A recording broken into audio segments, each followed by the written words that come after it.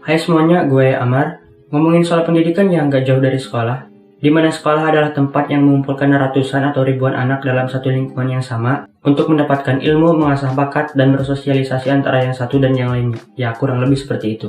Gue sebagai siswa SMA yang kurang lebih 1 tahun lagi akan lulus, sudah banyak melihat permasalahan atau merasakan permasalahan yang ada di sekolah.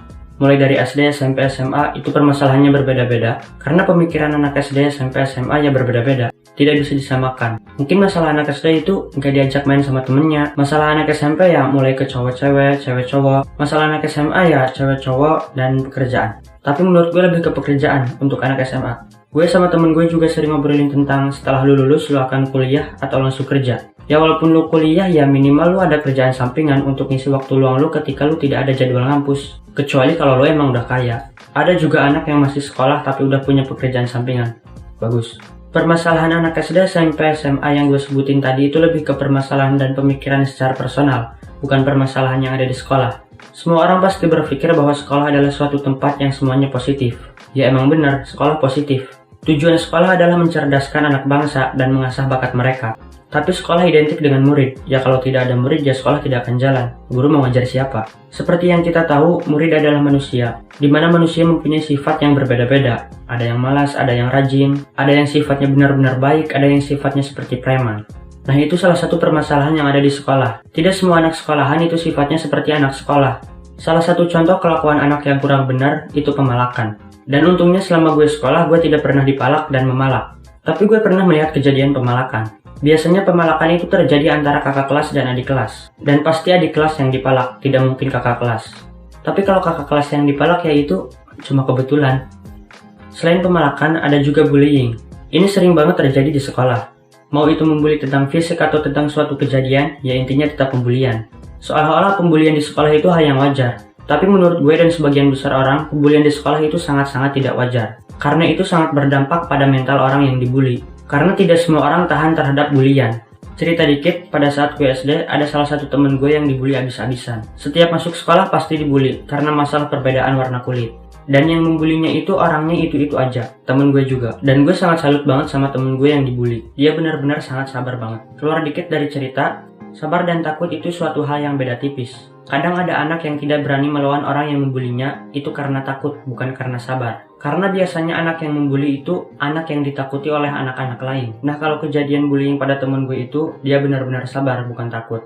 Dia anak paling tinggi di kelas pada saat itu, dan gue juga pernah lihat dia berantem, dan sepertinya dia bisa bela diri. Ya walaupun sebenarnya setiap masalah tidak harus diselesaikan dengan cara main fisik, tapi gue yakin temen gue yang dibully ini sebenarnya berani melawan, cuman dia tahan, berusaha untuk sabar, itu yang gue lihat.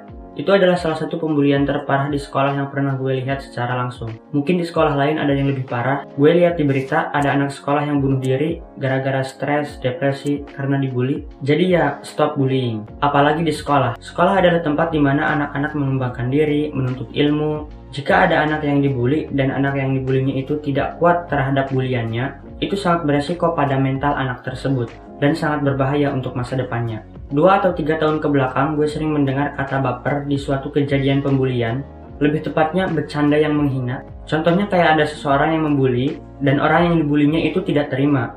Dan orang yang membulinya itu ngomong, lu gitu doang baperan banget sih.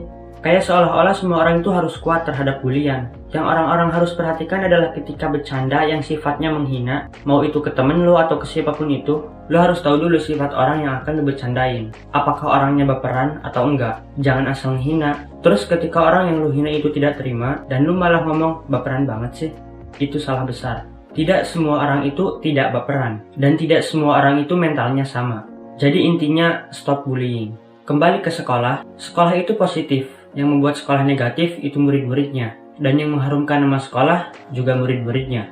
Ada teman-teman gue dan juga anak-anak yang lainnya bilang bahwa sekolah tanpa kenakalan itu tidak ada sebuah kenangan yang berharga. Gue setuju dengan hal itu, tapi pasti suatu saat lo akan menyesal dengan kenakalan lo pada saat lo di sekolah. Karena itu sangat berpengaruh pada masa depan lo. Oke, mungkin ini akan dipatahkan dengan kata-kata sukses itu tidak harus sarjana. Atau sekolah setinggi apapun tidak menjamin kesuksesan. Gue setuju. Karena sukses itu tidak dilihat dari background kehidupannya, tapi dilihat dari kerja keras, dari usaha dia untuk mendapatkan apa yang dia impikan. Tapi pendidikan itu sangat penting. Menuntut ilmu itu adalah salah satu tujuan hidup manusia, menurut gue. Hidup itu tidak semuanya tentang uang, tapi semuanya menggunakan uang. Salah satunya pendidikan.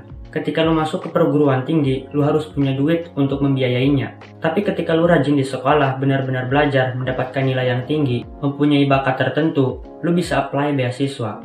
Dan itu semua kembali lagi ke diri kalian masing-masing. Masa depan itu tergantung seperti apa kita sekarang. Ada satu kalimat yang selalu gue ingat, ini dari salah seorang TNI. Dia ngomong bahwa lebih baik kehilangan masa muda daripada kehilangan masa depan. Gue setuju dengan hal itu. Kenapa?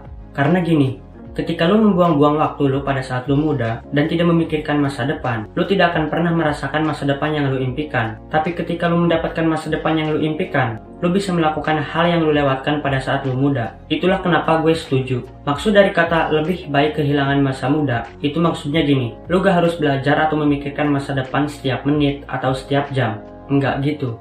Lu boleh main, nongkrong, atau apapun itu.